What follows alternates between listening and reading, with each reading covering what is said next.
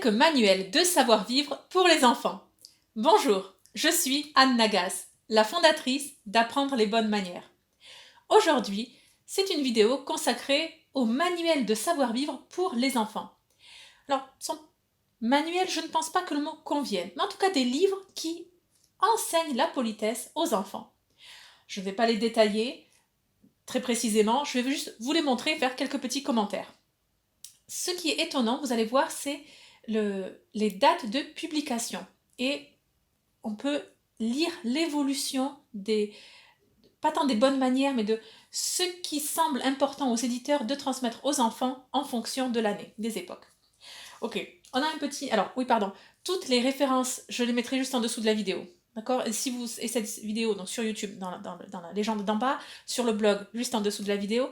Et si jamais vous tombez sur cette vidéo hors du canal YouTube ou du blog, allez sur le blog Apprendre les bonnes manières et tout simplement taper dans la barre de recherche manuel de savoir-vivre enfant ou manuel de politesse enfant. Bon, bref, vous allez très vite retomber sur ces références. Très bien. Les copains de la forêt, Ratcha apprend les bonnes manières. Donc avec deux petites souris. L'histoire est très simple et l'histoire est simple et d'ailleurs c'est bien. J'apprécie beaucoup sous forme surtout d'histoire. Vous l'avez vu, j'avais fait une autre vidéo sur les manuels de savoir-vivre pour les enfants, enfin manuel, livre de politesse. Et il y a soit des histoires, soit des manuels qui présentent différentes scénettes et c'est prétexte à parler, à discuter, à échanger avec nos enfants. Donc, très bonne chose. Ok, les copains de la forêt. La politesse avec Dora. Alors là aussi, avec quelques mots d'anglais. Dora, c'est un dessin animé pour initier les enfants à l'anglais. Et donc, ici, également dans le livre, il y a hello, bonjour, pour le merci, thank you, you're welcome, etc. Pourquoi pas, on mêle l'apprentissage des bonnes manières à l'anglais. Victoire et les bonnes manières. Livre de 1989. Eh oui, c'est plutôt jeune.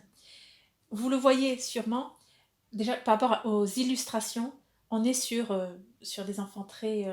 ce qu'aujourd'hui on considère comme la caricature des bonnes manières. Et pourtant, en est-ce réellement une? Enfin, c'est pas qu'en est-ce une, mais on aurait beaucoup à gagner à revenir à des enfants bien habillés, un garçon avec une chemise et habillé à comme les princes, comme les fils du prince William et de la duchesse de Cambridge, Kate Middleton. Les petites filles avec des robes, avec un col Claudine, d'ailleurs avec des cheveux qui ne sont pas longs ici, avec une coupe presque à la garçonne, des petites ballerines, des chaussettes blanches. Il y a beaucoup de textes. Eh oui, il y a beaucoup de textes. Le livre est vraiment très riche. Et c'est appréciable. Bon, pour nos enfants, j'avoue, c'est un petit peu long comme texte. C'est un petit peu long, c'est très riche, mais c'est tout de même très appréciable. On le lit en plusieurs fois, en fait. Ensuite, un livre de 1997. 12 bonnes manières pour devenir roi ou reine. Alors, je vous avoue que j'aime beaucoup le contenu texte du livre, mais je n'aime pas énormément les dessins. Tout ce qui est... Voilà, ça se présente ainsi, à chaque fois. Tout ce qui est... Voilà, c'est... Le dessin qui est un petit peu plus adulte, bédéiste, n'est pas suffisamment doux à mon goût pour les enfants. Mais c'est juste une question c'est une question personnelle. Sinon, le texte, honnêtement, est bien. C'est bien écrit, c'est bien inventé, c'est bien imaginé. C'est le dessin à la Saint-Pé, c'est un auteur, un dessin plutôt pour adultes, voilà, pour de journaux d'adultes. Et là, bon, j'aime moins ce style pour les enfants, tout simplement. Mais ça reste que finalement, c'est très bien. C'est pour les enfants, donc on est sur du 7-10 ans à peu près.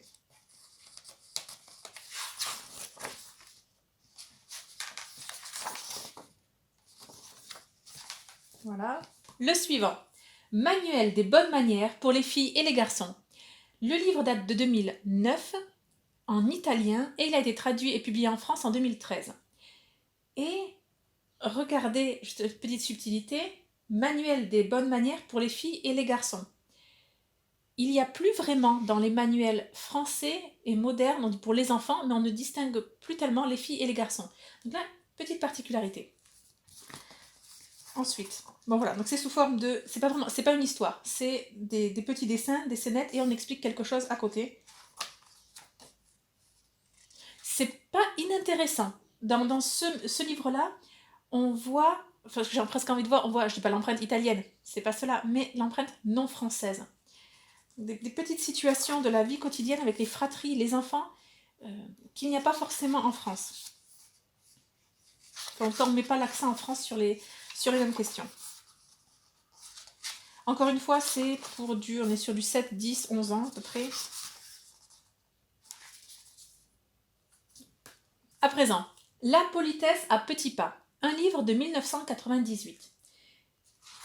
Petit livre à destination des enfants, on est toujours, voilà, on n'est pas sur des maternelles, on est vraiment sur du primaire. Des petites scénettes et c'est prétexte à parler, à discuter, à échanger. Pourquoi pas, c'est bien fait, et ce style un peu aquarelle, bien. Le dessin, bon, est bien plus doux que le livre précédent, c'est certain. Et il y a cet humour que les enfants apprécient, un peu cet humour caricatural, et ça va, il n'y a pas vraiment de vulgarité. Donc ça, c'est une bonne chose. Le livre est assez ancien, on va pas se mentir, il a déjà plus de 20 ans. Mais je pense que c'est à propos. Ce qui me plaît un peu moins, c'est les monstres. Voilà, c'est que les enfants et des nez déformés, c'est un goût personnel. J'aime pas vraiment quand les dessins, les illustrations pour les enfants soient déformés. Les personnages sont déformés. Bon, encore si c'est des animaux, pourquoi pas, mais voilà, là il y a des monstres, ça n'existe pas dans la nature. Et les enfants avec un nez déformé, des oreilles déformées, bon, ça me plaît moins, mais enfin bon, pourquoi pas à la limite. Bon. Le suivant, Samy apprend la politesse, 2019, donc c'est tout nouveau. Petite et moyenne section pour les 3 à 5 ans. Et là, donc les dessins sont très bien, il y a un mot par an, le livre est très bien fait, et on lit avec l'enfant, les dessins sont très doux, et les enfants complètent avec ce qu'ils voient, et là pour une fois, ça c'est une bonne chose, en dessous du dessin il y a écrit ce que les parents, quelle est la bonne réponse. Pour les parents c'est précieux, parce que parfois on a ce genre de livre, de lecture à trous avec nos enfants, et le dessin c'est réellement pas ce à quoi ça correspond. Surtout quand c'est un bâtiment, est-ce une école, est-ce la mairie, est-ce la... bon bref, est-ce que la maison du petit copain de Samy, on n'en sait rien. Donc là, c'est très, très pratique. Et voilà, donc les enfants ça parle aux enfants vraiment tout petits, donc pour nos garçons, les enfants qui ne sont pas sages à la cantine, ensuite ils sont obligés de nettoyer parce que leur table c'était n'importe quoi, ici ils nettoient, les enfants qui se disputent les maracas en classe, et donc la maîtresse les confisque et va donner tout simplement les maracas à un troisième enfant. On récupère les enfants à la sortie de l'école, il y en a un qui boude, bon, etc. Je raconte pas l'histoire, mais c'est bien, ouais, non, c'est bien fait, vraiment, je recommande. J'apprends les bonnes manières, l'école des monstres, publié l'année 2000, édition du Corrigan, bon, je donnerai toutes les références. L'histoire est toute courte, vous voyez, j'ai 2 phrases par page. C'est bien, enfin c'est bien, oui voilà, c'est bien. Ça se lit tout seul, c'est bien, il y a une petite aventure, c'est très bien. J'aime un peu moins le fait que ce soit des monstres et pas des petits animaux ou des enfants, mais soit, voilà. C'est la collection qui est telle. Les enfants apprécient. Voilà, les enfants apprécient. Le livre a déjà 20 ans. Petit manuel de la politesse, sous-titré Poil aux fesses. Bon, là, j'avoue, je suis moins friande des livres où il y a ce genre de petites insolences, et dans le titre et dans les pages. Enfin, insolence, bon, c'est pas un petit gros mot. Bon, en fait, ça marche énormément avec les enfants, vous l'avez remarqué. Dès qu'il y a une petite histoire avec les enfants, enfants, petit enfant ou enfant, et un des personnages de l'histoire dit un gros mot, dit pipi caca, ou enfin, bon, quelque chose, enfin, des mots, hein, voilà, c'est pas des gros mots, c'est pas des vulgarités, mais tout de suite les enfants rigolent, mais rigolent, enfin, un petit rire enfantin, enfin, ça les fait vraiment rire, quoi. Ça, bon. Donc l'éditeur a totalement compris cela et s'est intégré dès le titre, Poil aux fesses. Le livre est très bien. C'est la babysitter qui va s'occuper des enfants et elle leur enseigne les règles de politesse. Alors, c'est une bonne chose. C'est une bonne chose. Ça reste que juste le parti pris est étonnant parce que c'est la babysitter qui est extérieure à la maison qui enseigne les bonnes manières aux enfants. C'est les parents qui devraient enseigner les bonnes manières et les grands-parents. Mais bon, écoutez, c'est peut-être que juste ils ne sont pas aperçus, c'est peut-être pas un parti pris politique ni d'éducation, mais En tout cas, très bien, il est vraiment bien. Livre suivant. J'apprends les bonnes manières et la politesse, comptine amusante et petite rime sur ce que l'on peut et ne peut pas faire. Et je n'ai pas la date de publication, donc je ne sais pas. Table des matières, et à chaque fois une petite comptine avec des rimes, surtout on retrouve le côté moral, le côté moralisateur des bonnes manières, ce qui est un gros mot à l'heure actuelle, mais donc sur le même principe que les fables de La Fontaine. Il y a une petite histoire et il y a une morale, le bien contre le mal. Voilà, le bien doit l'emporter. Bon, dans les fables de La Fontaine, c'est le mal qui l'emporte. Enfin bon, toujours est-il que cette petite morale. Et là, on retrouve ce ton qui n'est plus du tout présent dans les nouveaux manuels de savoir-vivre. Et c'est bien fait, les dessins sont bien faits. Le livre est très dense, il y a, je pense, facile une trentaine de comptines. Bon, il n'y a pas la musique ni rien, donc c'est à nous d'inventer ça en tant que parents. Et de s'en souvenir le lendemain pour que ce soit la même. Livre suivant. Étant obligé de dire merci. Question pour tester les bonnes manières et celles des grandes personnes par-dessus le marché. On est davantage sur à partir de 9 ans, faut quand même pouvoir lire. Il y a des dessins à la Saint-Pé, vous voyez ce que je veux dire? Des dessins de journaux, de BDistes dans les journaux, d'illustrateurs. Et c'est bien fait. C'est bien fait. Encore faut-il que nos enfants aiment lire. La date de publication, on est en 1992 pour l'édition française et pour l'édition anglaise, donc originelle, de 89. Et alors, juste, je regarde la traduction. Le titre français, c'est obligé de dire merci. Et en anglais, le titre originel est Do I have to say hello? Est-ce que je suis obligée de dire bonjour et pas merci? Très bien. Il faut quand même y lire. Je pense qu'à partir de 10 ans, enfin en tout cas des enfants qui lisent bien dès 8 ans, et surtout, on le voit aussi, l'évolution de notre monde, nos enfants ne lisent plus autant. Les enfants apprennent beaucoup par la négative. Donc on leur montre ce qu'il ne faut pas faire et ils doivent trouver ce qui est bon. Je vous donne quelques exemples pour saisir l'humour, c'est bien. Cher monsieur et madame Bouchon, merci pour le pull couleur ketchup. Papa dit qu'avec, je ressemble à un hamburger. Monsieur Bouchon et madame Bouchon, merci pour le pull vert. PS, c'est tante Lucie qui m'a forcé à écrire. Cher monsieur et madame Bouchon, merci pour le cadeau que vous m'avez envoyé. J'ouvre les paquets tellement vite que je mélange toutes les cartes. Mais c'est pas grave, l'important à Noël, c'est de recevoir un maximum de trucs, et de là, ce côté-là, j'ai pas à me plaindre.